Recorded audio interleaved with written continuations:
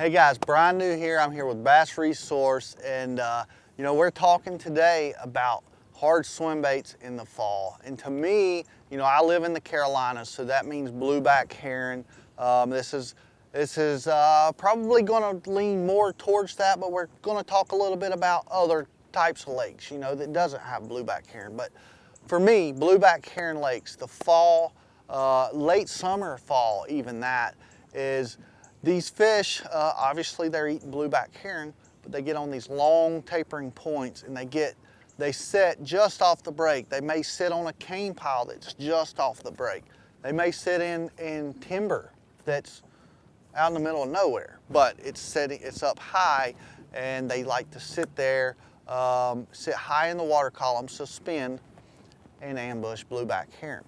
One of my favorite ways to do that is a hard swim bait. I designed this bait, my favorite bait for that situation is from Spro. It's called the Sashimi Swimmer, and it's a multi-jointed bait.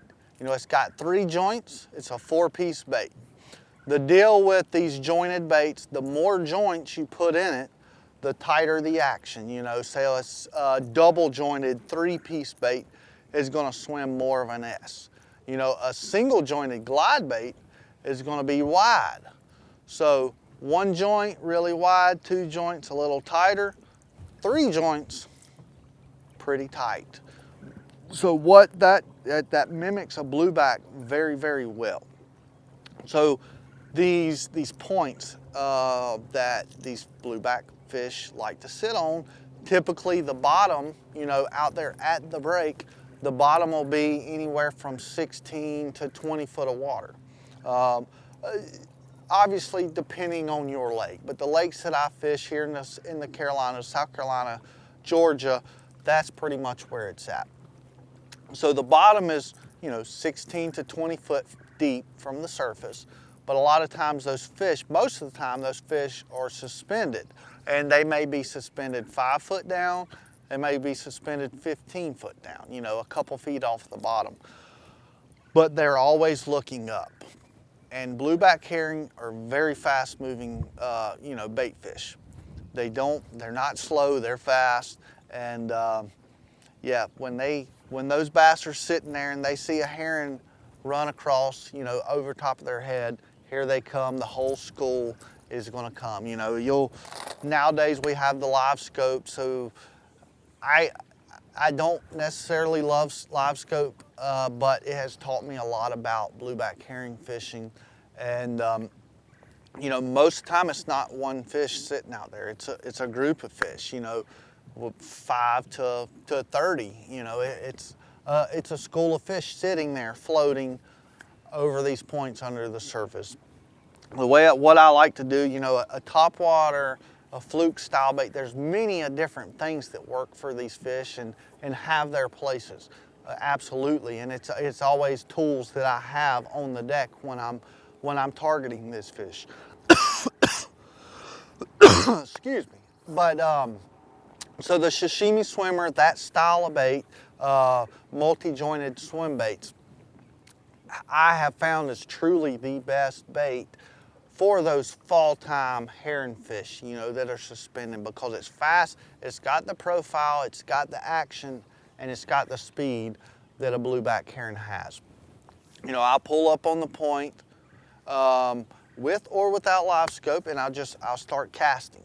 I'll start casting, and with the live scope now, you can see the school of fish there. So I see the fish, I throw over them, and it's a simple bait. I mean, anyone can use it, from expert to, beginner. You throw it and you wind it quick.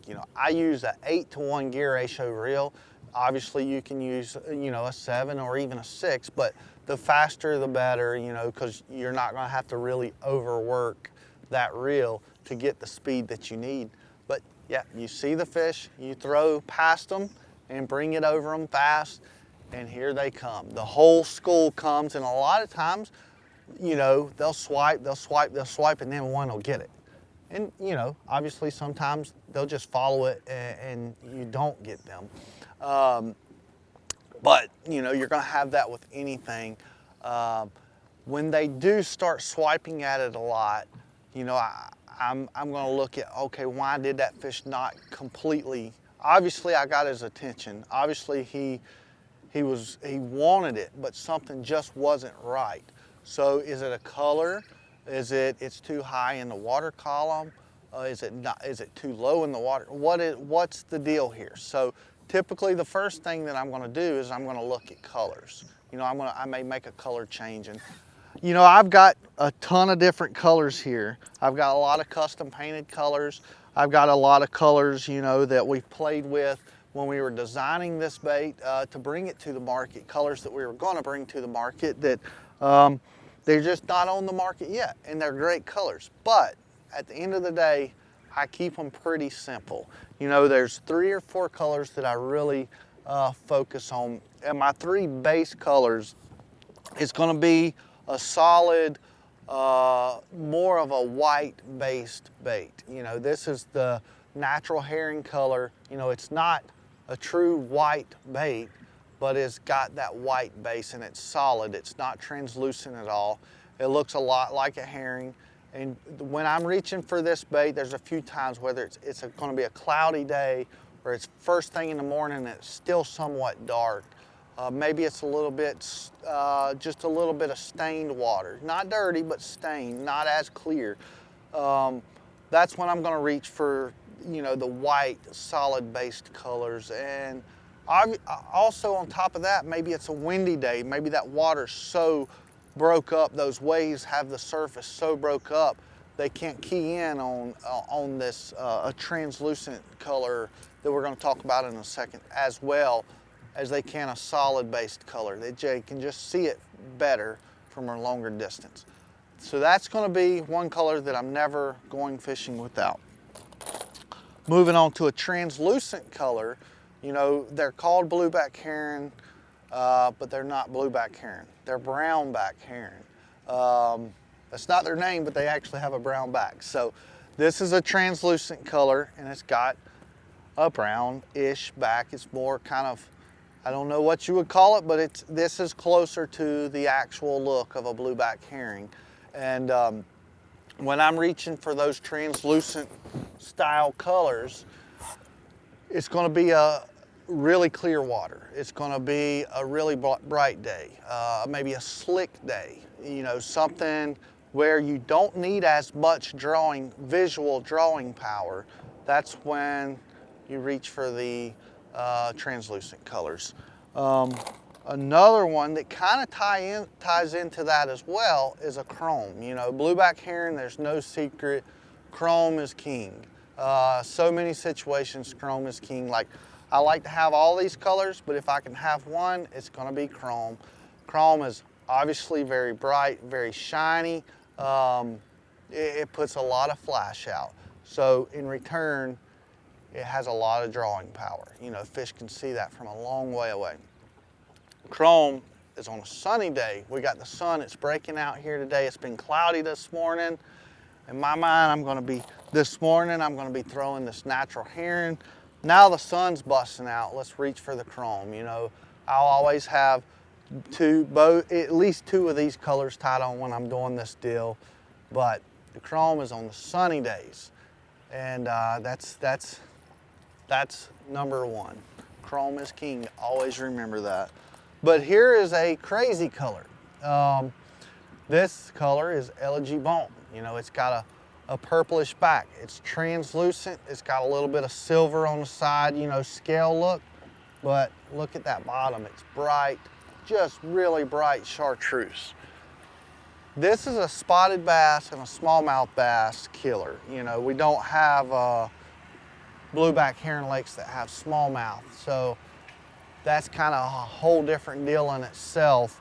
But, you know, it's not just a blueback heron bait. But kind of getting back to this color on the blueback lakes, spotted bass love chartreuse. Chartreuse you can see from a long way. A solid white you can see from a long way, but it's not the same as a chartreuse. You know, that chartreuse is like waving that red flag in front of that bull. It's like, hey, look at me, you want to mess with me? And they come and get it. That's a sleeper. You know, not a lot of guys are throwing this color. It's one of my favorites, especially on the spotted bass lakes. But you know, if we want to talk this color, I can't talk this color without smallmouth. And of course, this bait was not designed for smallmouth bass fishing, but it is a bait that I've caught a lot of smallmouth on, and smallmouth are the same way. They love bright colors. They love chartreuse. And you know, we've thrown a chartreuse spinnerbait, a chartreuse, a fluke style bait for years for smallmouth, and we've caught so many fish. Well, this is a different bait. It's a style of bait that they haven't seen. And it's got that chartreuse on it. If you're fishing up north this fall, you know, before it gets too cold, going after the smallmouth on those flats, reach for this color, you know, the elegy bone, chartreuse belly, sashimi swimmer. And we've got two sizes, so I haven't dove into that. So we've got the number one size is the 125. You know, it's 125 millimeters, which is right around 4.5 inches, I believe. But we also have the smaller 105 size, which you can see here. It's 20 millimeters smaller, but it's not as tall either. So a lake, well, let's say highly pressured, you know, a lake that's getting a ton of pressure, you know, we're all fishing the same places. Those fish are beat up. You know, they know pretty quick when you're there, and they're a lot harder to trigger and fool and to get the bite. That's a time where I'm gonna reach for the 105 size. Maybe it's a lake that doesn't have as big a fish. That's the time I'm gonna reach for the 105. Maybe, you know, it's the fall. The bait fish are a lot smaller in the fall.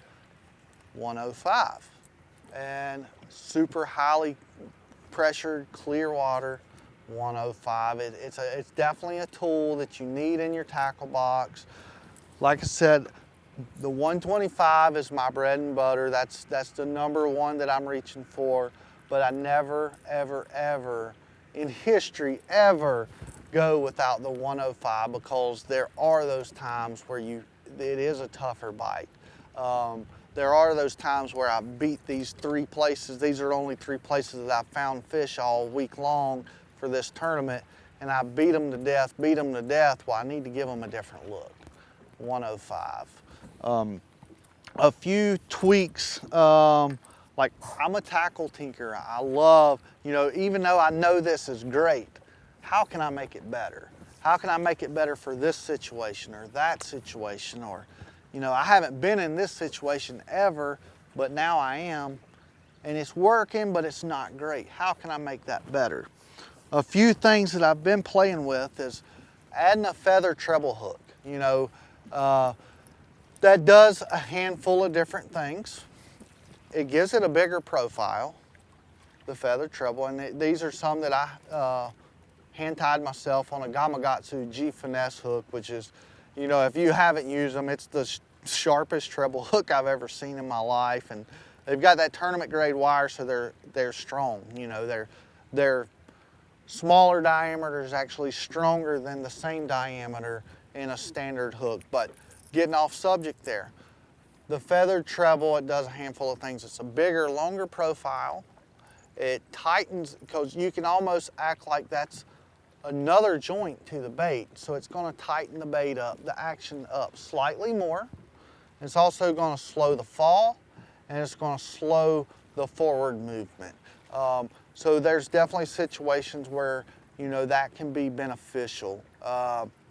And one situation that I really look at this being beneficial is, just like I was saying for the 105, you know, I've only got a couple places, and I'm just circling those 3 places, 4 places all day long, and I need to give them a different, something different to look at.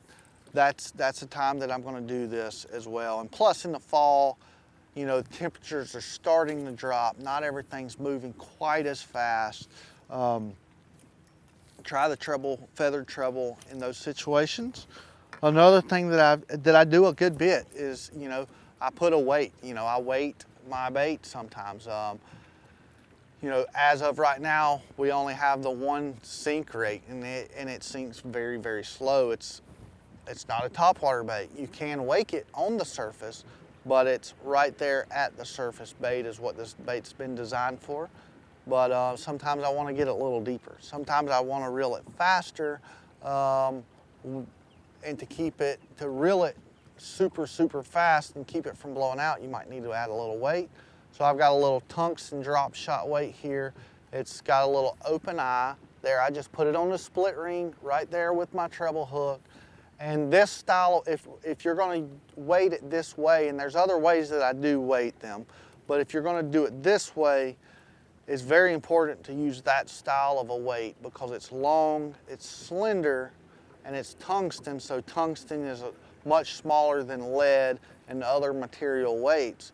So long, slender, smaller, in the way I'm placing that, I want to do as little as possible to get in the way of those hooks. I don't want to take away any of that hook bite. That's one way that I'm weighting these baits. But I also, you know, I carry this little box, and it's, you know, this is my line through box, my bait tuning box. You know, I've got lead wire of different sizes that, you know, sometimes I'll put on the treble hooks. You know, I'll wrap around the treble hook. That's not my favorite way, but it does work, and I do that. I've got tungsten, soft tungsten tape. You know, it's just got adhesive. I'll trim it to the size I need, and like here's one bait that I've weighted that way. And you can place it, put the weight different placements with that. And then I've got lead tape as well. You know, this is just a golf tape. I don't play golf, but a buddy of mine that does gave this to me. I guess you can go to a golf shop and get it, I think. But there's several different ways of weighting your bait, and those are the two that I use. Obviously, the tungsten tape is going to allow you to put more weight in a smaller place. But it's just according to what you're trying to accomplish. Do you want to get it really deep? Do you need a lot of weight? Reach for the tungsten. Do you want to get it just slightly deeper to reel it slightly faster? Probably get away with the lead. But once again, to be able to get the most weight, the best way, use that tungsten drop shot weight there. Line here, I'm throwing 16, on the 125 size, I'm going to use 16-pound Sunline FC Sniper. It's my favorite fluorocarbon line for treble hook baits. Pretty much almost anything other than a jig or something I'm setting the hook on really, really heavy. But that 16-pound Sunline FC Sniper, I'm using either a 7 or an 8-to-1. I really prefer an 8-to-1 gear ratio reel. You know, I like the ARC G7, Gravity 7 reels. The rod I'm reaching for is an ARC Invoker Tour 7-foot 2-inch regular action medium power rod. And you know, that's able, I still got the accuracy. I'm not too long to lose my accuracy, but I'm long enough to get that extra length of cast. So with the 125, that is my exact setup. The only difference on the 105 is my line size. I'm using the same reel and the same rod, but I'm going down to 14-pound Sunline FC Sniper. And the reason being, you know, it's a lighter bait. It's easier. The lighter the line, the lighter the bait, the farther you can throw it on the lighter line. So that's my main reason. I can get a little bit more casting distance with the 14-pound on the 105 versus the 125 on 16. And yeah, that's my setup. Fall time, hard swim baits. You know, that's mostly blueback herring lakes that we just spoke of, but you can apply it to other situations, other types of lakes. The Ozark lakes, I've done this as well, closer to the bank a lot of times. But those fish somewhat they're not eating the same bait. but they do act the same way a lot of ways. The smallmouth on the flats, I love it, I love it. Fishing is so much fun, and when you can throw a fast-moving swim bait, it's just amplified, and I love it. So try out these tips this fall. Go out to your home lake, come down to the Carolinas, come up to the Carolinas, wherever you're from, and experience this blueback herring deal. Make sure you get the Spro Sashimi Swimmer, the 105, the 125, rig them up, use them the way I told you here, and you're gonna catch a lot of fish, you're gonna have a lot of fun, and have a lot of memories for years to last.